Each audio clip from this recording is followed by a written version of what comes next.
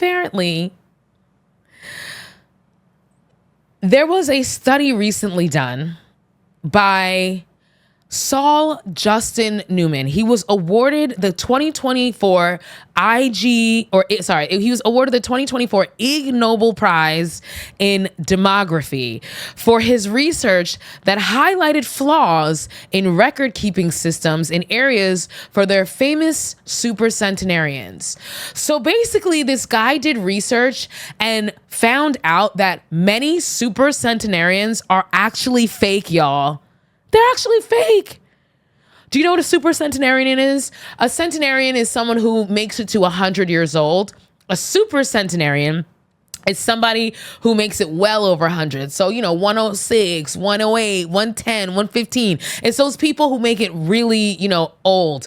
And we know about them from quote unquote blue zones, which are places where they have the highest amount of people who make it into their hundreds, right? And so apparently this guy did some research and found out that a lot of them motherfuckers is fake. A lot of them are fake. And this is the TikTok that I saw that started me on this little rabbit hole. And I was just like, this is hilarious.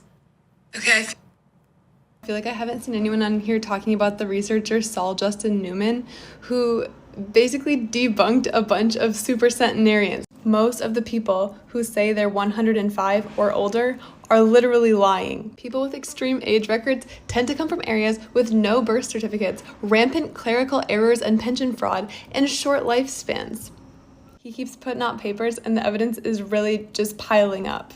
A bunch of the so-called blue zones, subject of a Netflix documentary, these regions where for some reason people keep living to 110. He's like, no, that's a mistake. It's not the low-carb, healthy fats, lots of fish diet. It's the pension fraud. 72% of the centenarians in Greece are dead. Their families are probably just collecting their pensions. Another is Okinawa, and people are like, wow, one of the least healthy areas of Japan, but people live so long. Turns out there are the most centenarians where the records were bombed in World War II. The oldest man who ever lived, he was 116, he was Japanese. He had 3 birthdays and no birth certificate. Things were fishy. Almost none of the people in the world who are older than 110 have a birth certificate. As US states introduced birth certificates, the numbers of super centenarians fell by 70 or 80%. Some people don't catch the errors in their own age, but apparently people are pretty bad at knowing how old they are. And imagine when you get old. Anyway, if you want to live forever, just never report your death.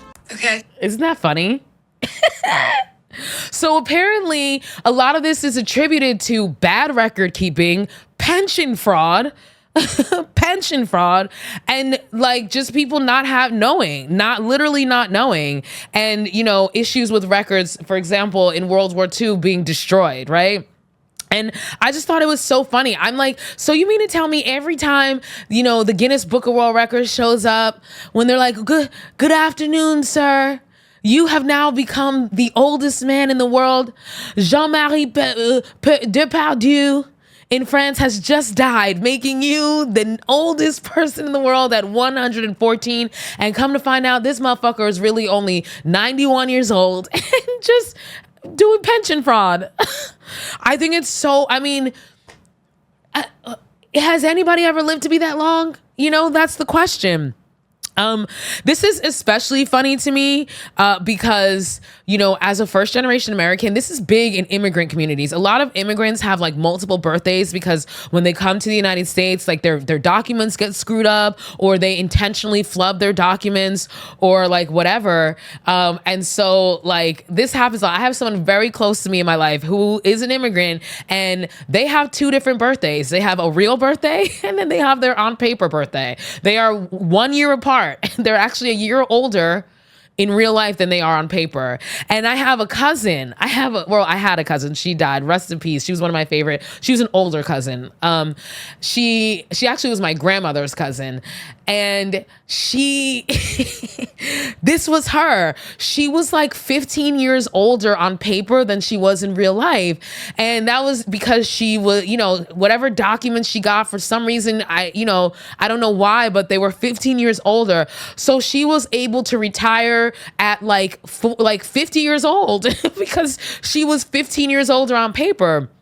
And I just, she passed or whatever, but I can imagine, what if she made it to be 112, but she's actually really only 98 years old, and she's like, hey, Hi, guys. Hey, it's me, the oldest person in the world. I just think it's so freaking funny. But it's such a common thing amongst immigrants. And, you know, it makes sense. In some of these parts of the world, like, record keeping is not good. A lot of people don't know their actual birthdays. And also, a lot of cultures don't really celebrate birthdays. America, United States, like, we are the ones that celebrate birthdays and started making it a trend worldwide. But up until like the internet and social media, like most people were not celebrating birthdays all over the world. I know that my cousins in Haiti, they don't do that birthday stuff. Like they don't even acknowledge it, which actually bodes very well for staying young, because when you don't know how old you are, then you're timeless and you're ageless. So I just thought that that was such a funny little story. So next time you see like an article about like the oldest man who just died, or the oldest woman who was just crowned somewhere in Okinawa or in Sardinia, you know, like the TikToker said, it's not the good fats. It's not the omega-3s. It's not walking up and down hills every day. It's lying and pension fraud. It's families collecting on their dead family members' pensions. Okay. That's another possibility as well.